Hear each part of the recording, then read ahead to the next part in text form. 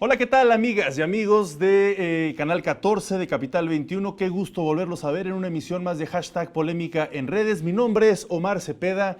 Gracias por acompañarnos a esta emisión.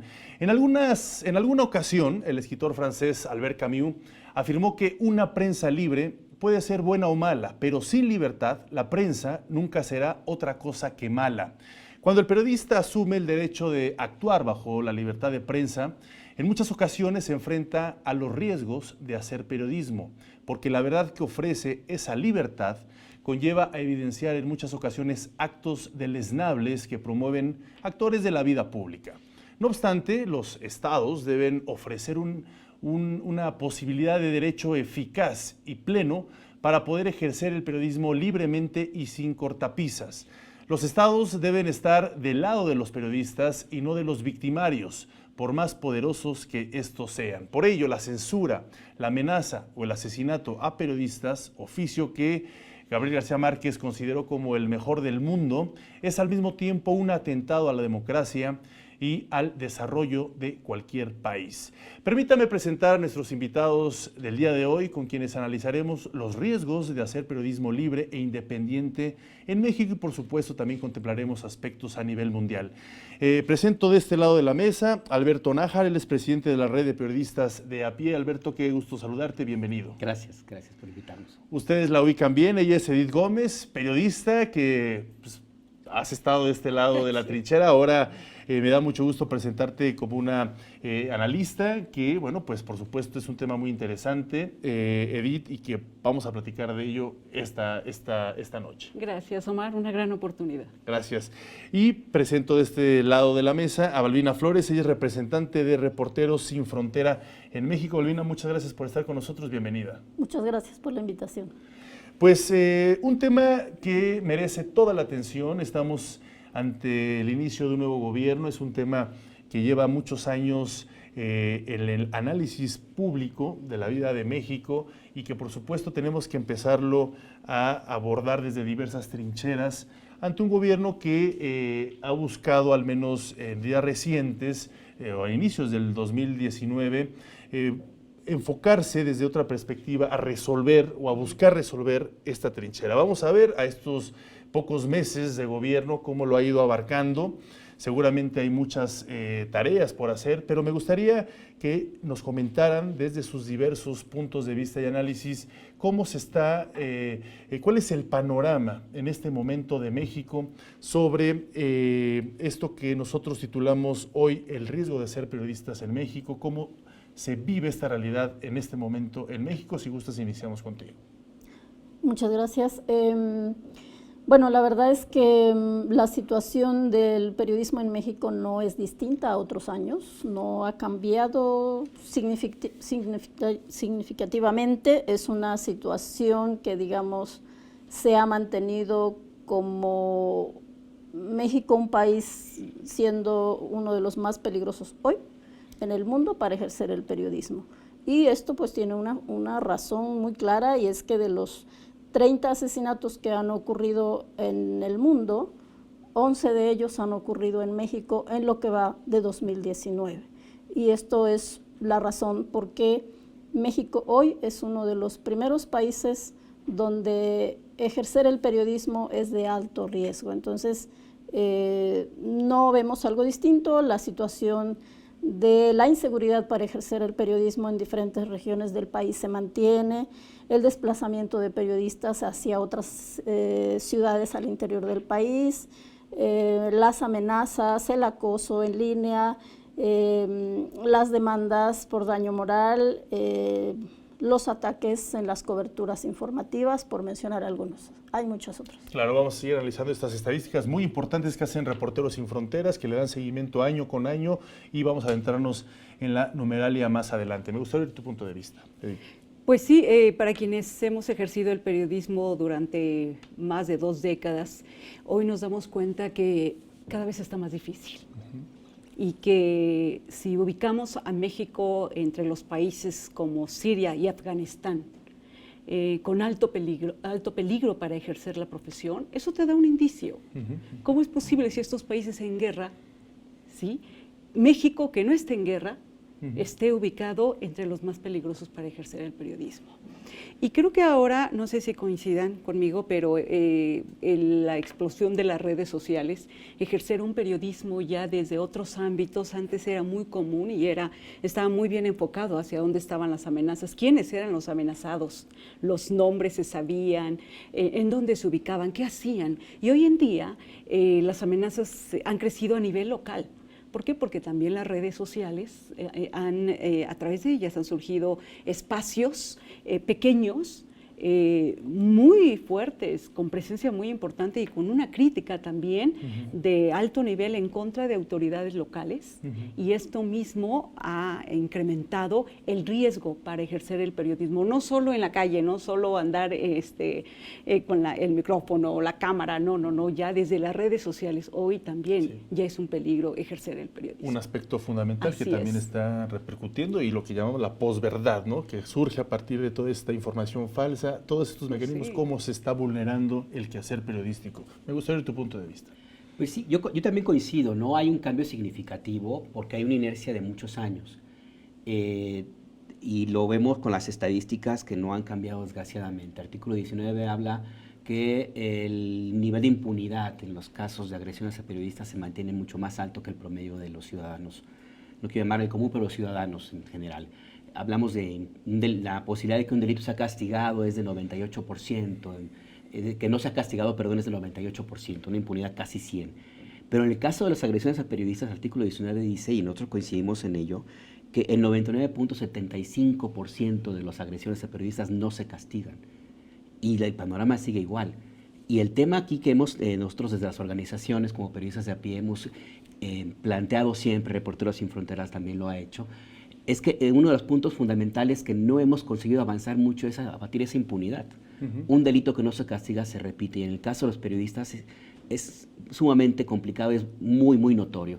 En algunos momentos, en la época más difícil, bueno, en la época todavía más difícil que ahora, en algunos círculos se criticaba a los periodistas porque denunciábamos las agresiones a periodistas.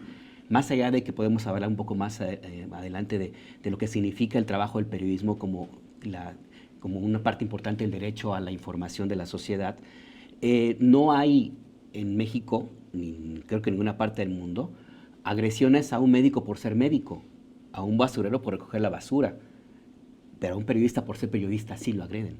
Y esa es la principal diferencia que encontramos en México, y en eso hay pocos cambios.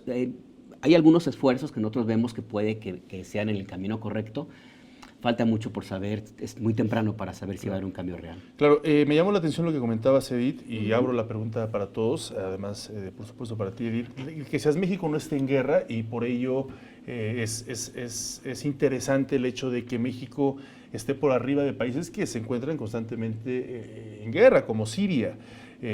México desde el 2006 al 2018, un dato que ustedes también reportan, es que, bueno, hubo 116 crímenes cometidos contra periodistas, 102 asesinatos y 14 desapariciones forzadas. Esto en dos periodos presidenciales, tanto de Felipe Calderón, que le declara la guerra al crimen organizado, y de Enrique Peña Nieto.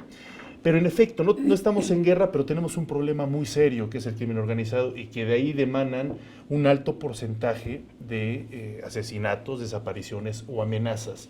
Podríamos pensar que mientras no desaparezca o no se disminuya este combate contra el crimen organizado, o el crimen organizado deje de ser tan protagonista en nuestras circunstancias, no va a bajar, a disminuir esta amenaza ante los periodistas. Es que estamos con la idea de que es el crimen organizado el principal agresor, y el principal agresor no es el crimen organizado. En una lista yo lo ubicaría al final, porque el principal agresor es el gobierno. Es el gobierno. Son autoridades locales, son servidores públicos, en un 55%. Cualquiera pensaríamos que es el crimen organizado, claro. Pero no, y eso es lo más grave de todo. Bueno, lo que pasa es que los asesinatos de periodistas, los más violentos, los que obviamente han sido por parte del crimen organizado, pero yo creo que aquí hay que ser muy claros, porque sí gran parte de los ataques hacia periodistas vienen de funcionarios públicos, o sea, más de un 60% de estos ataques, pero sí es cierto que una parte de estos asesinatos son asesinatos o ataques que vienen de funcionarios públicos, en el caso de los asesinatos coludidos con políticos. Tan solo este año hay por lo menos 3 asesinatos de periodistas donde hay elementos, y esto de acuerdo a las investigaciones que han hecho las fiscalías en los estados, donde están involucradas alcaldes municipales o autoridades policíacas. Esto explica un poco lo que está pasando. O sea, claro. Y sí, mientras haya una situación de inseguridad constante y en un movimiento permanente, ahora tenemos Michoacán, pero al rato está Veracruz, después está Quintana Roo y podemos mencionar muchos más. Mientras esto se mantenga, la situación de inseguridad para ejercer el periodismo continuará. O sea, y eso explica un poco el por qué México, siendo un país democrático que está en paz, digamos, tiene un índice tan alto de impunidad, pero ya no hablemos de la situación de inseguridad. O sea, es una situación que se ha disparado y que no ha logrado retroceder. Claro. ¿Gustas opinar? Sí, al final es el Estado. O sea, sí está vinculado con el crimen organizado, algunos alcaldes y las agresiones, sí, pero al final es el Estado. Claro. O sea, en términos estrictamente jurídicos, la responsabilidad es del Estado. Entonces, yo creo que hay que tener cuidado, como dice Edith, y yo coincido, porque culpar al crimen organizado de la violencia ha sido parte del discurso oficial para tener una salida, para no cumplir con la responsabilidad que le toca al Estado. Y en eso creo que es fundamental que no perdamos la vista. Correcto. Sí, me parece muy oportuno poner sobre la mesa estas diferencias, porque en efecto creo que las cosas se tienen que pronunciar como son. Como son. Para no establecer patrones de confusión y todo lo contrario, ¿no? Entender quiénes son los responsables y cómo se debe ir actuando. Vamos a hacer una breve pausa, si me lo permiten, regresamos con este interesantísimo tema.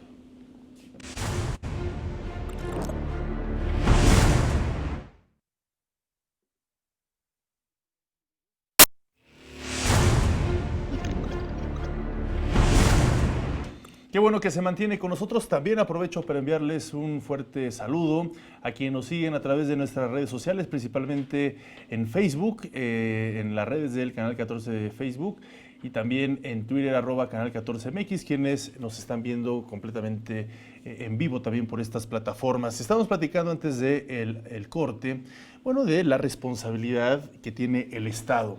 Me gustaría preguntarles cómo han analizado estos nuevos discursos, propuestas, análisis que está haciendo el actual gobierno, el gobierno del presidente Andrés Manuel López Obrador. A inicios de año pidió disculpas a la periodista Lidia Cacho por precisamente a nombre del Estado mexicano, pues por todo este acoso, todo lo que recibió o sucedió después de que el ex gobernador de Puebla, Mario Marín, pues prácticamente la haya secuestrado, la haya detenido, una serie de torturas, en fin, estuvo presa durante varias horas, una serie de violaciones tajantes a sus libertades, no solo de prensa, sino como individuo, y que bueno, después de varios años, el Estado mexicano, a nombre del presidente Andrés Manuel López Obrador, o en nombre del Estado mexicano, el presidente Andrés Manuel López Obrador le pide perdón.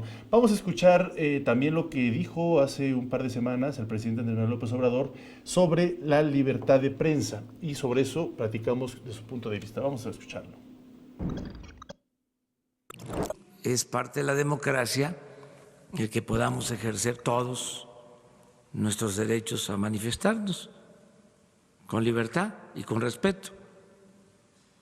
A ningún periodista se le va a limitar su derecho a expresarse. ¿Qué garantizamos nosotros?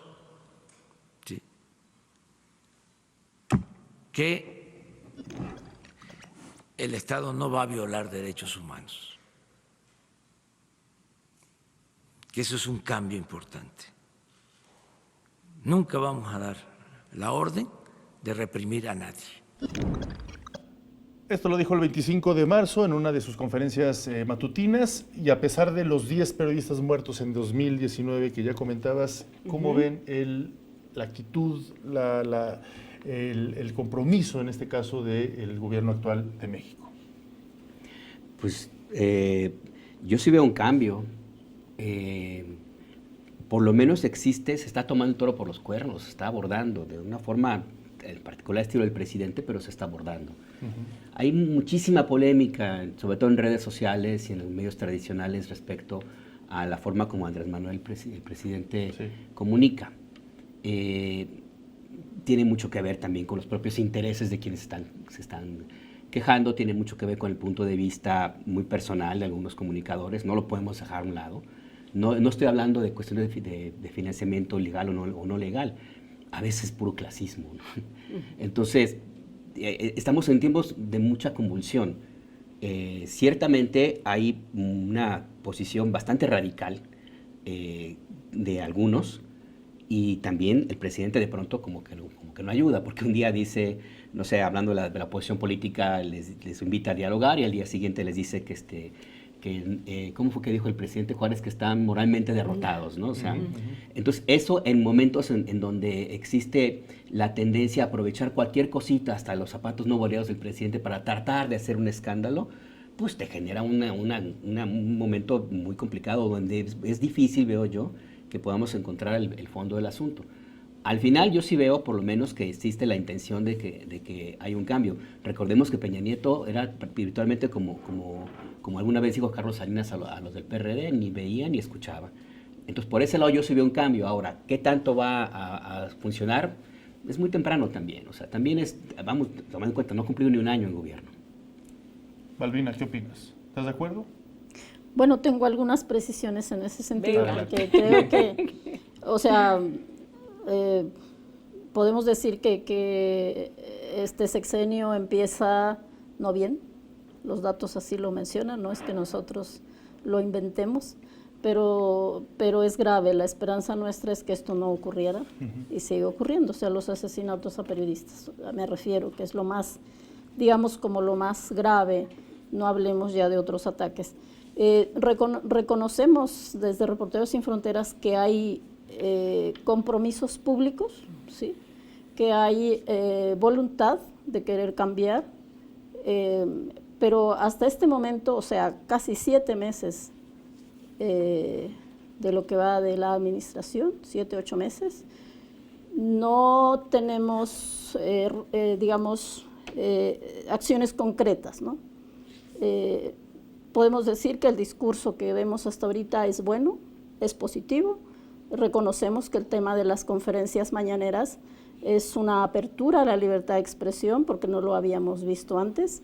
Pero por otra parte hay una serie, más allá de una polémica, o sea, hay expresiones que nosotros consideramos que los funcionarios públicos, de acuerdo a los principios internacionales de libertad de expresión, no deberían existir, porque hay una serie de lineamientos internacionales que son los que rigen el discurso de cualquier funcionario público.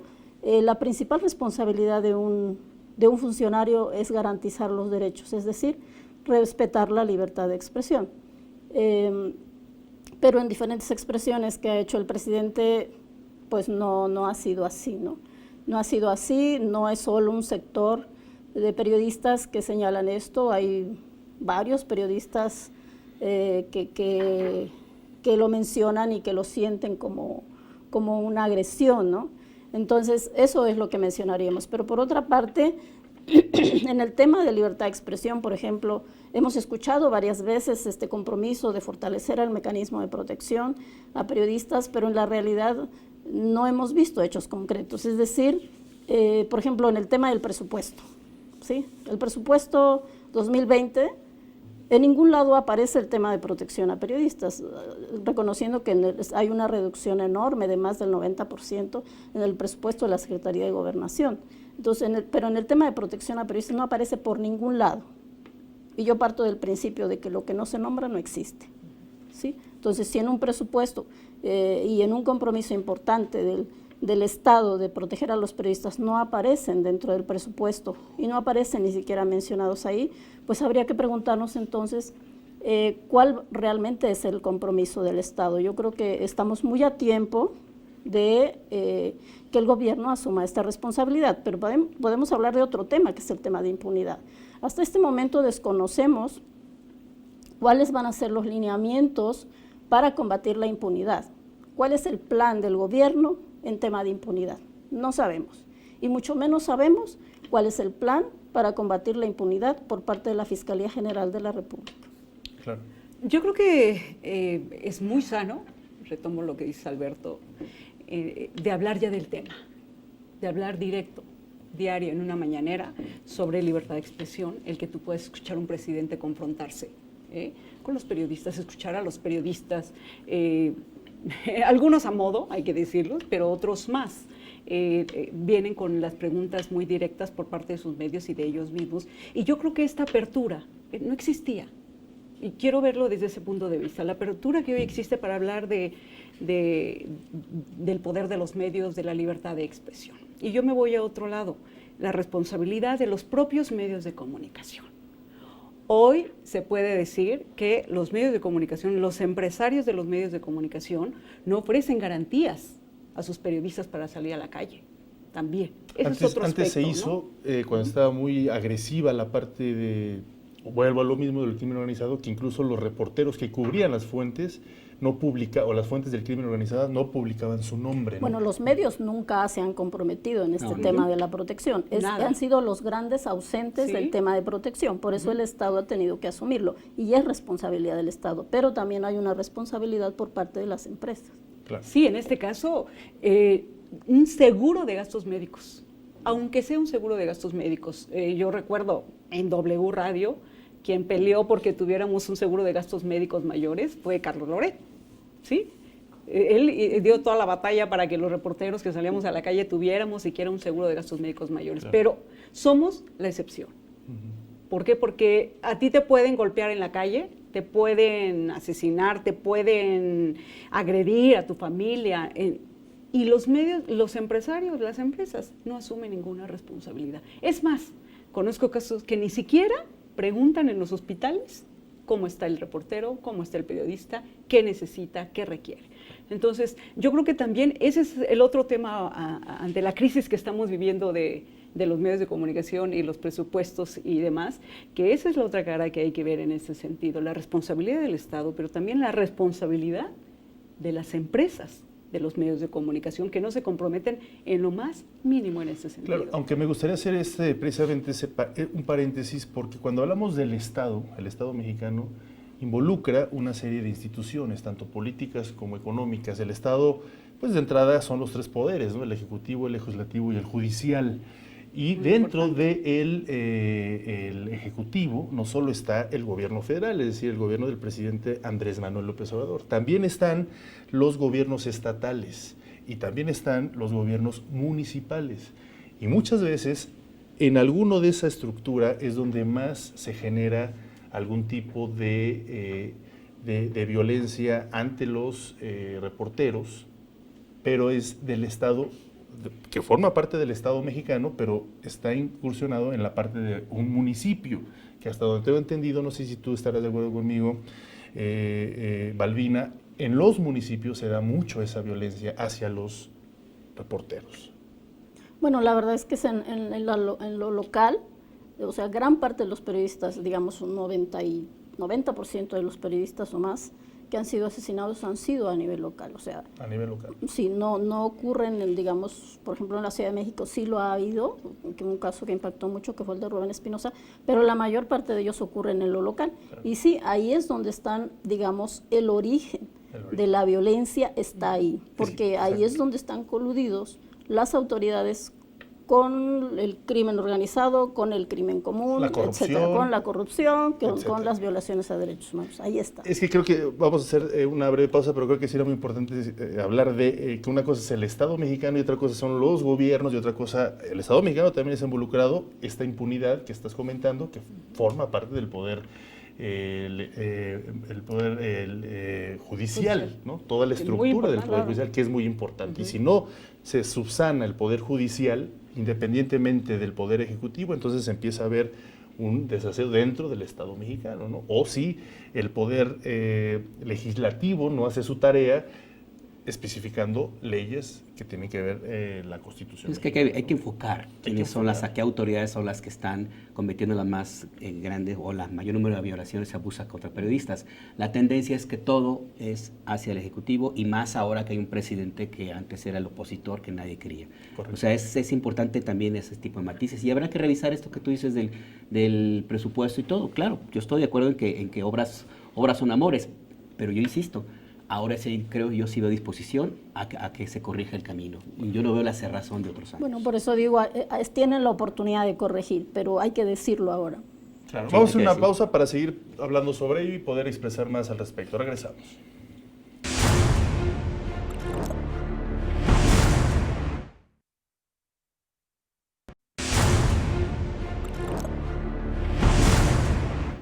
Qué bueno que continúa con nosotros. Vamos a ver un panorama global para también entender cómo está México. Ya lo hemos mencionado al inicio de este programa, que tú me vas a ayudar muchísimo, Balbina, porque precisamente es un mapa que vamos a poner en estos momentos en nuestra pantalla, que ustedes, Reporteros Sin Frontera, desarrollaron, que es la clasificación mundial de la libertad de prensa.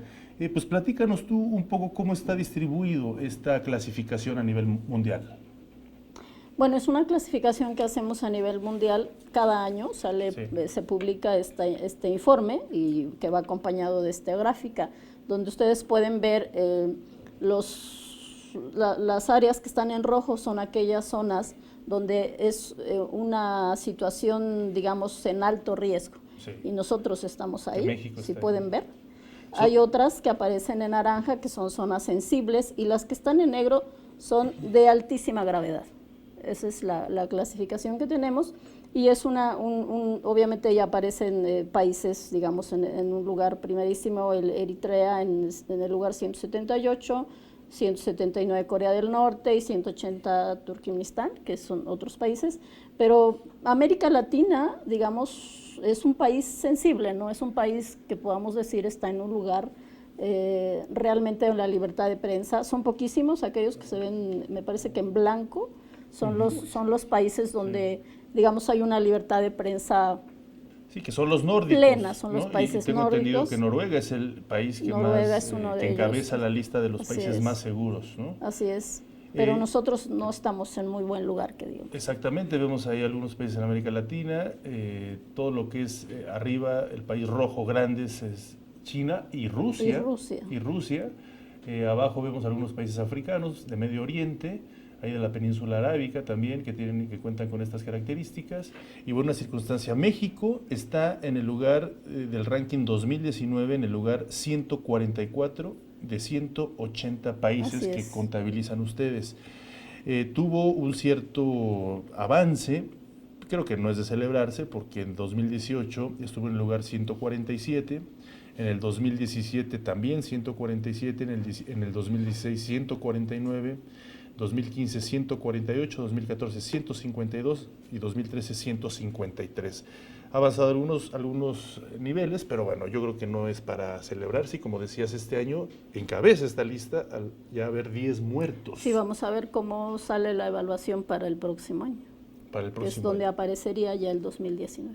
Claro, pues es una cifra alarmante que creo que falta muchísimo por hacer, y no nada más es una cuestión de buena voluntad.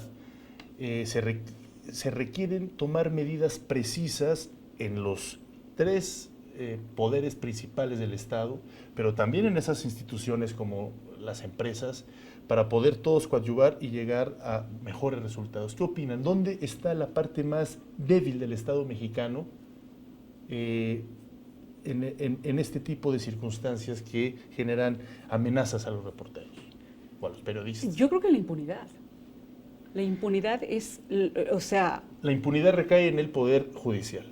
Yo creo que en cada uno de los poderes, en el Estado en general, pero en particular, por ejemplo, un dato duro, ¿no? De 2010 a 2016, de alrededor de 800 denuncias presentadas, solamente 101 llegaron ante un juez de 800. Y de 101 denuncias que un juez las tuvo sobre su mesa, solo en 2 casos hubo condenados. O sea, ese es un ejemplo de lo que estamos viviendo y se replica. Entonces, estamos hablando de la responsabilidad también en diferentes instancias, como bien lo decías, Omar, ¿no? El Estado es un ente general, sin embargo, bueno, hablemos de la responsabilidad del Poder Judicial, que hemos visto testimonios de periodistas, una reportera, creo que fue en el Estado de México, que no le quiso tomar la denuncia y la maltrataron, y también hay un desdén y hay un desprecio hacia los periodistas, porque llegas ante el Poder Judicial, ante un juez, ante un ministerio público, y en cuanto saben que eres reportero o periodista, o sea, se van contra ti, ¿sí? Porque desafortunadamente el trabajo del periodista, ese es el riesgo del trabajo del periodista. Yo creo que el Poder Judicial es una parte, porque el juez ve el caso con los elementos que la Fiscalía le presenta, y la Fiscalía apenas ahora es autónoma, pero en casi todos los estados sigue siendo parte del Poder Ejecutivo. Yo creo que más bien tiene que ver otra vez con la parte de la investigación. Los jueces van a juzgar conforme también a su criterio, por supuesto, pero si no tienen elementos, pues va a ser más difícil que un caso de agresión a periodistas se pueda ganar. Y tiene mucho que ver también con la forma como se clasifican las agresiones. Es una batalla que tú lo tienes muy presente, Balbina, que en Periodistas de a Pie también la hemos dado.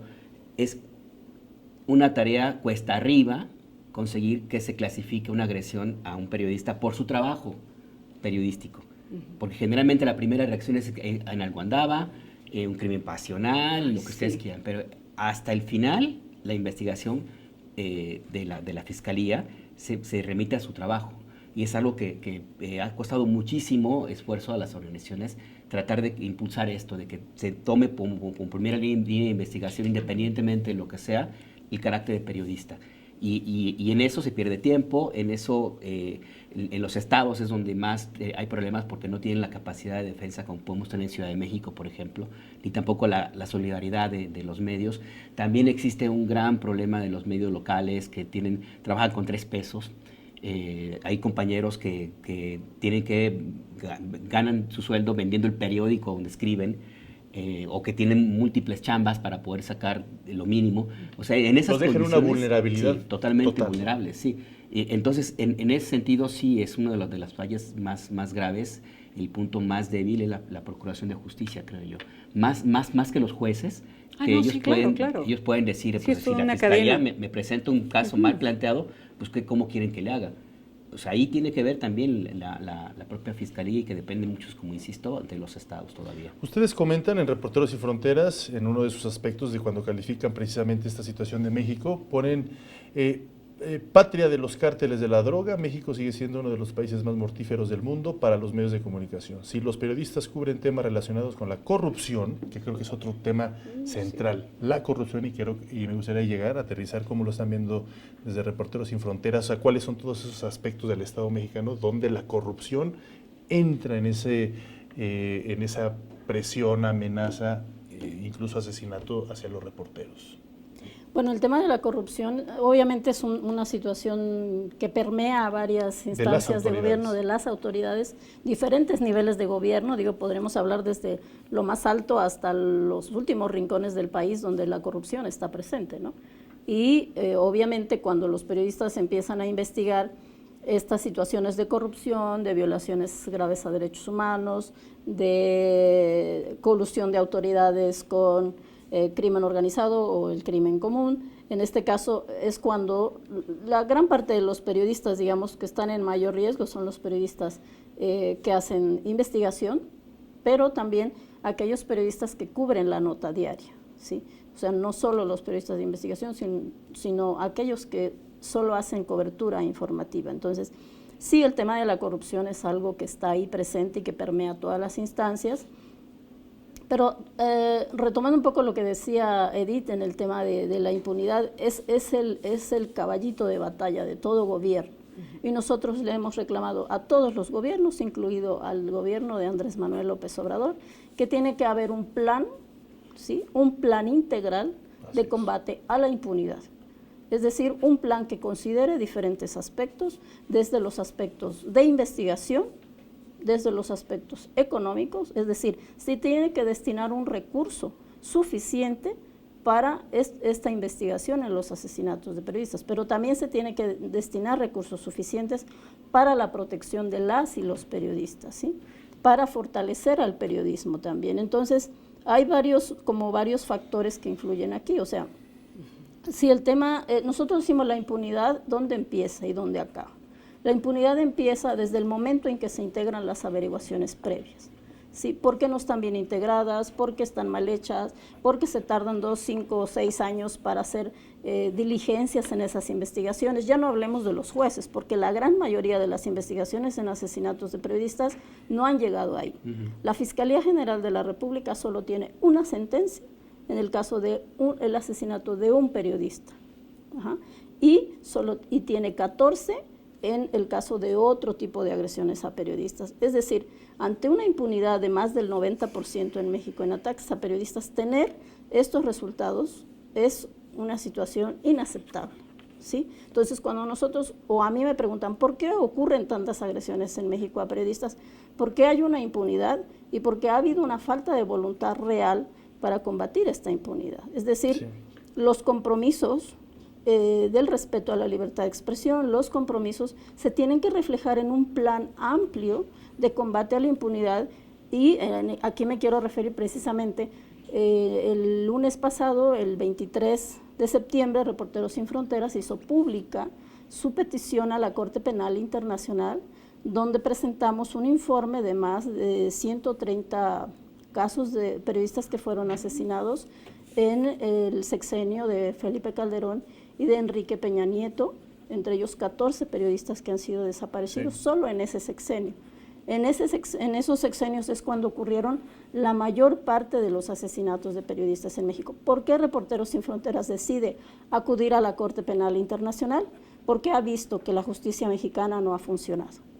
Esa es la respuesta. Hacen una denuncia al Estado. Hacemos una comunicación formal a la Corte Penal Internacional y hacemos una petición explícita al Estado mexicano, es decir, al gobierno de Andrés Manuel López Obrador, para que haga su propia petición a la Corte Penal Internacional. Lo habían tenido pues guardado esa denuncia, sí, hace la hicieron 6 meses. Pública, ¿no? Justamente sí, el la pasado hicimos 23. Pública. ¿Por qué decidieron hacerla pública? ¿Para que se democratice esa información? Bueno, la decisión de hacerla pública es primero porque desde el 12 de marzo que la presentamos a la Corte Penal, la petición a la Corte Penal Internacional, se le comunicó al Estado mexicano a través de Alejandro Encinas que esa comunicación se iba a llegar a la Corte. Entonces, desde entonces hicimos esa petición y enviamos por lo menos 2 cartas más al Estado mexicano, a la Presidencia de la República, pidiéndoles que se pronuncien en ese sentido. Hasta esta fecha no hemos tenido una respuesta. Y por eso es que Reporteros Sin Fronteras decide hacer pública esa petición. Pues es muy interesante esto que comenta, le daremos seguimiento precisamente a ese informe, ese proceso. Me gustaría preguntarte, Alberto, ustedes publicaron en su página web, voy a leer lo que publicaron textualmente, para que nos lo expliques después de la pausa.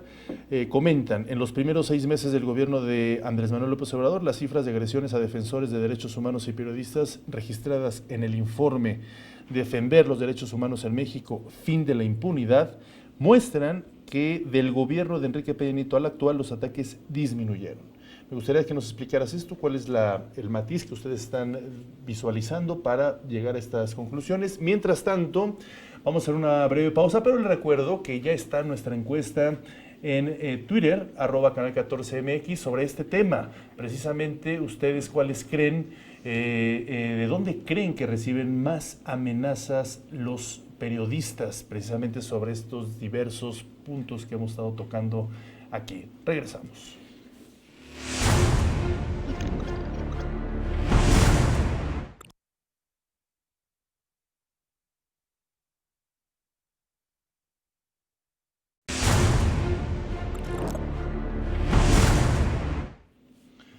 Qué bueno que sigue con nosotros. Le recuerdo que ya está nuestra encuesta en Twitter, @canal14mx. Participe, queremos conocer su opinión. Le preguntaba a nuestro colega Alberto sobre esto que se publicó en la página de periodistas de a pie, que consideran que ha habido un avance o disminuyeron los ataques a los periodistas del gobierno de Enrique Peña Nieto a los 9-10 meses que van del gobierno de Andrés Manuel López Obrador. ¿Cómo hacen estas consideraciones? Nosotros tenemos una metodología y es algo que también forma parte de la discusión entre organizaciones.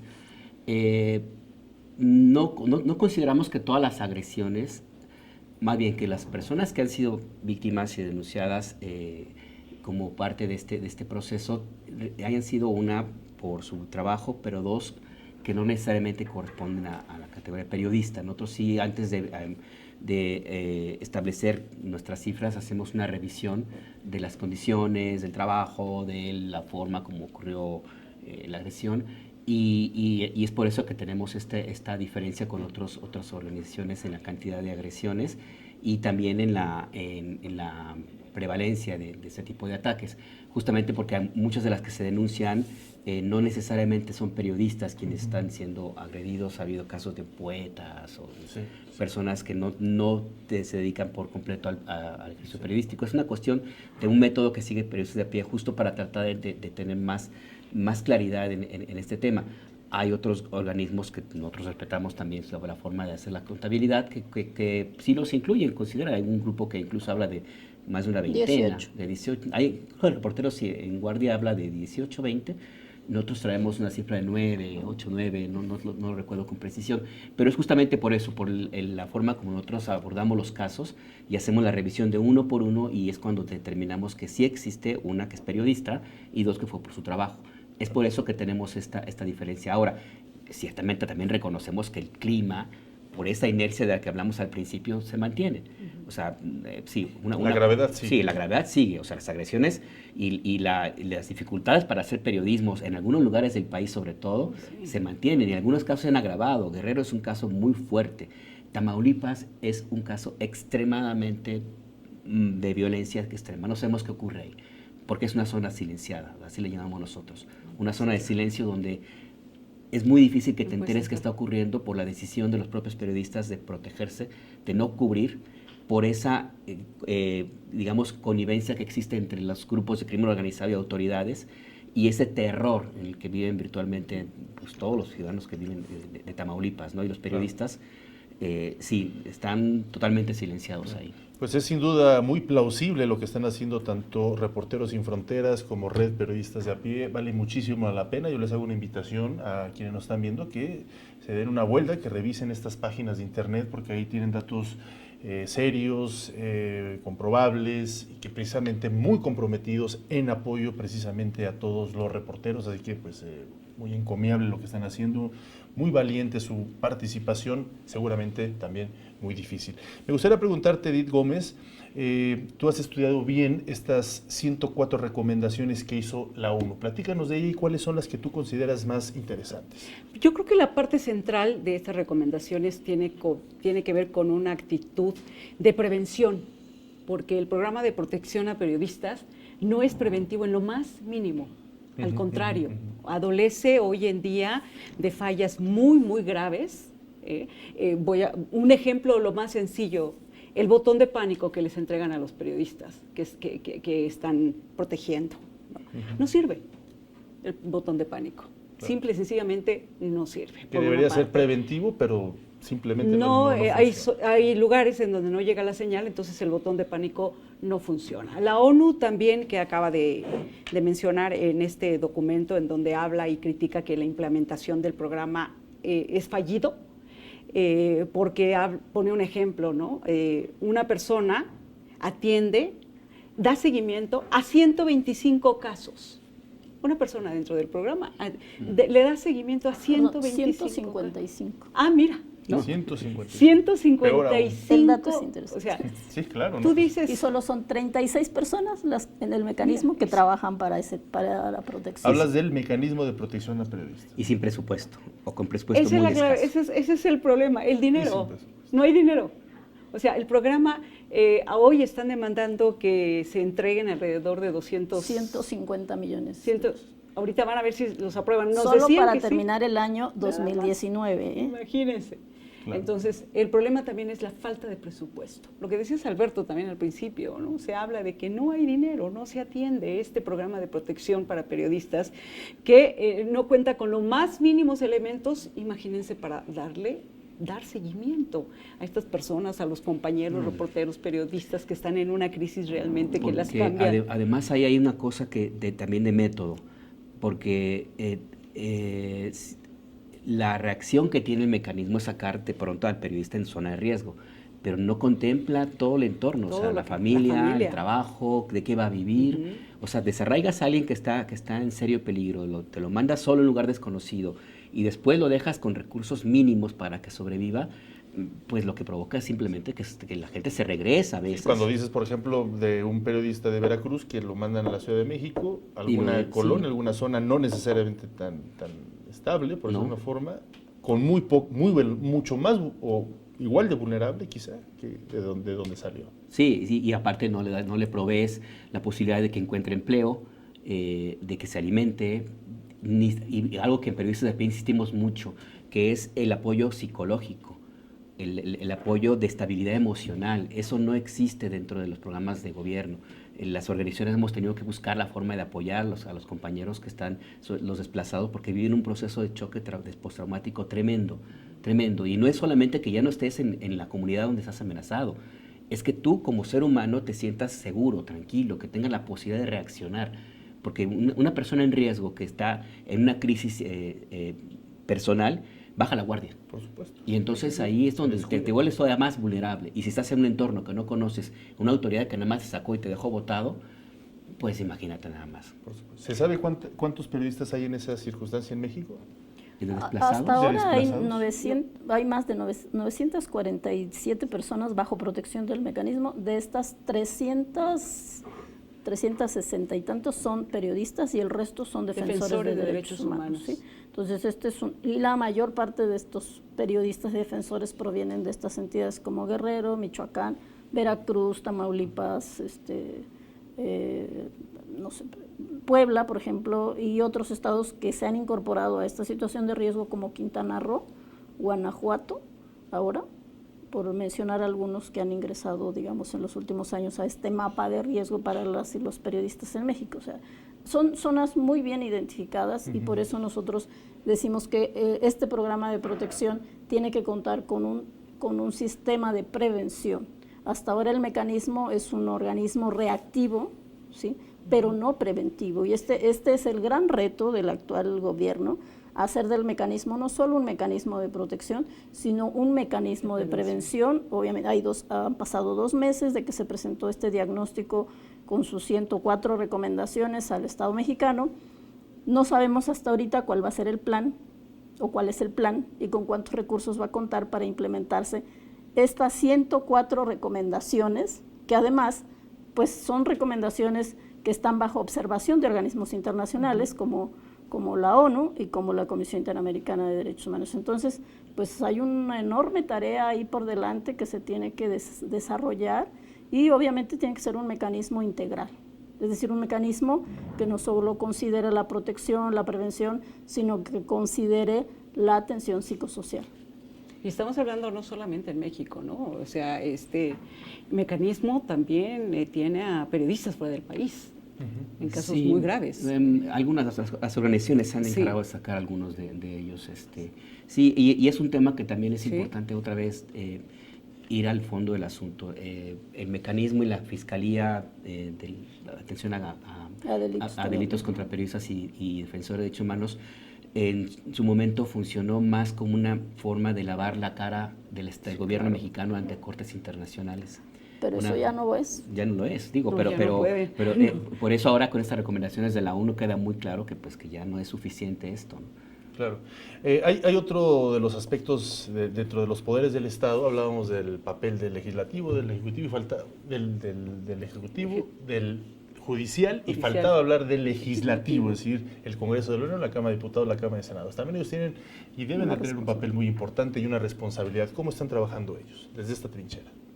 Bueno, en lo que va de esta administración, el nuevo legislativo, pues está haciendo intentos por reformar la ley de protección a periodistas. Entonces hay un proceso que iniciaron desde hace más de 4 o 5 meses, en la que hemos estado asistiendo, porque quieren hacer una serie de reformas a la Ley General de Protección a Personas Defensoras y Periodistas. Hay una discusión amplia de la Comisión de Gobernación y Migración de la Cámara de Diputados, que es la que está impulsando este análisis de la ley, y precisamente lo que pretenden es incluir una serie de situaciones o de elementos que no están en la ley actual, por ejemplo, esto de la atención integral, esto de la responsabilidad de las autoridades municipales, locales, en el tema de protección, porque también hay que reconocer que los estados se han hecho ojo de hormiga en el tema de protección.